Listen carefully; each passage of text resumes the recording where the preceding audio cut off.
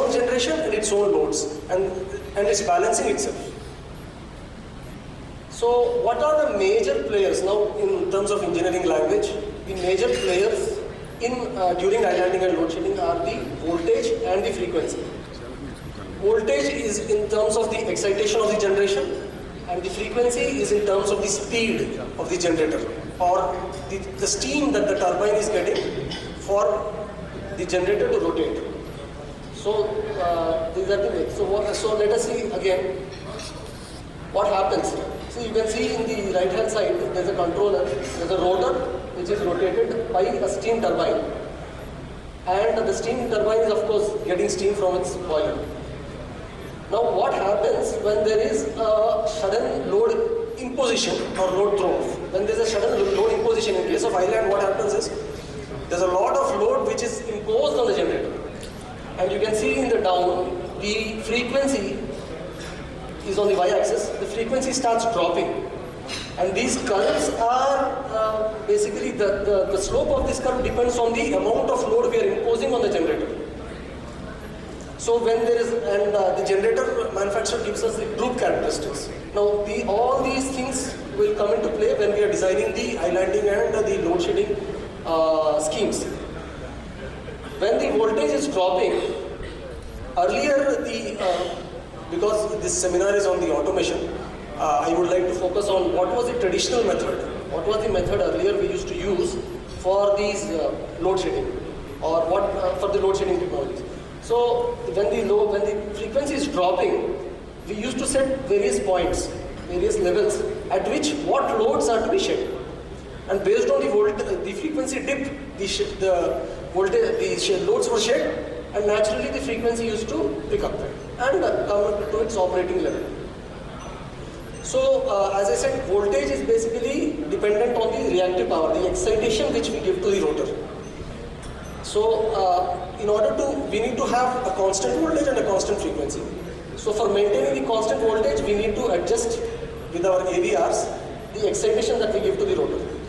For constant frequency, we will have to shed the loads, and we will have to balance our generation and the load. So earlier, this is how it used to take place. Load shedding 1, load shedding 2. Based on various set points, we used to shed the loads and gradually maintain our frequency. You see, when we are shedding the loads, the slope is going down, or in fact the slope is trying to pick up. And gradually when we set a sufficient amount of load, then our frequency picks up to the normal frequency. So these were the general settings we use. 50 Hz in India is the standard frequency. So with this time delays, we also have measured dF by dt, the rate of fall of frequency. And when it's 1 Hz per second and when it's at 49 Hz, we island ourselves and then we start shedding the loads. So there are directional overcurrent relays, and these are the basic settings. So now coming back to our scenario, we need to have these emergency loads with us and shed all the remaining loads. Now how do we do it? First of all, we monitor. Continuously we monitor voltage and frequency at our receiving end, or the tie lines where we are receiving power from the grid. And when there is, and detect the distance. So there are relays, these are MICOM relays, microprocessor based relays, which are monitoring the voltage and frequency at a level of microseconds, 10 power minus 6 seconds. And when, as I showed you the settings earlier, when there is a disturbance that is sensed by the relays, these are the relays which detect. And what do these relays do? They analyze, and then if necessary, they send a tripping command to the breaker. And once the breaker trips, then the islanding takes place. So after islanding, as I told you, we will have to balance the generation and the loads. So load shedding begins. And then after load shedding, we are becoming a self-reliant island with all the major loads or the emergency loads being fed from our captive generation. So at automation level, the advantage of the present scheme which we have proposed is avoiding all the control. Earlier, as I told told you, it was voltage based or frequency based, and we used to do it this way. We used to have a lot of control cabling from the motors, from the panels to the DCS, and we used to send signals in a hard wire. A potential free contact used to pick up and tripping used to take place. There were two drawbacks. One is basically the mess which we had with the wiring, and second is the time lag and the latency which we used to experience. Now we simply have in electrical networks, we are having this IEC 64850 standard protocols through which we are communicating all the signals through the soft wire communication on Ethernet. See, this is how it takes place. You see, here we see a lot of motors down the line, and here we see a lot of transformers, and then there are relays, and these relays are going to operate the breakers, and this goes into the IEC 64850 network. And this network is connected, to the left hand side you see the process automation, to the right you see the power automation.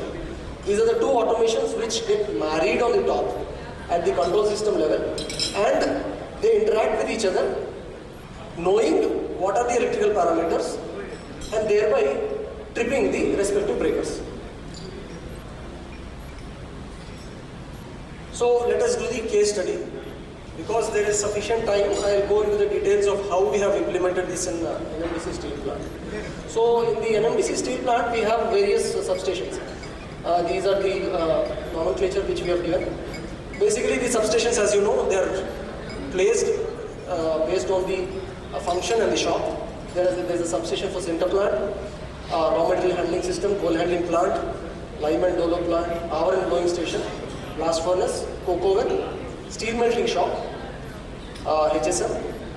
Because of the load, the concentration of the load there, we have two substations there, and of course there is an oxygen plant. These are the major load centers of a steel plant, and our substations are basically designed based on these loads and load centers.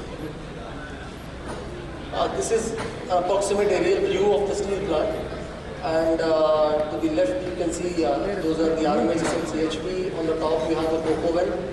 The red color portion is the coke oven. The yellow color portion is the power and blowing station area. That magenta is the blast furnace, and to this cyan color is the SNS, and then we have the rolling mills. The one purple or the blue color on the right bottom corner is the oxygen plant. So this is around 10.2 square kilometer area, and all the loads are distributed, and substations are located at the strategic locations. Now we will have to manage the entire load of the steel plant during islanding, and we will have to shed all the unnecessary loads and balance our loads with the generation. So this is the network we have in Nagarnar steel plant. You can see the bottom right corner. This is the ring, the dual fiber optic ring which we have for the electrical automation system. So this is the SCADA for the power system, and then in the MRS, the central command center, which is the heart of the electrical SCADA as well as the load shedding, we have various servers managing various functions. This is the basic architecture. Generally, this is the power flow. We receive power from MRS, and that's the major power from Chhattisgarh State Power Transmission Company Limited. And we have a small power and blowing station which is 2 into 40 megawatt. 80 megawatt generation is there with us, captive. So these two power sources are feeding the various LBDS, which I told you, the substations, and the various shops. The voltage levels are also mentioned here. So the islanding philosophy of the PBS. So here, this is the beauty of MECON. We have, as an integrated consultant, we have the idea of the various loads and shops and the criticality of all the loads. So we have designed the power plant in such a way that we made various 33 kV buses. We have taken a double bus system, JS system. We have categorized the buses this way: a critical bus, a normal bus, and an emergency bus. Bus means a switch gear or a switchboard which is feeding to various loads.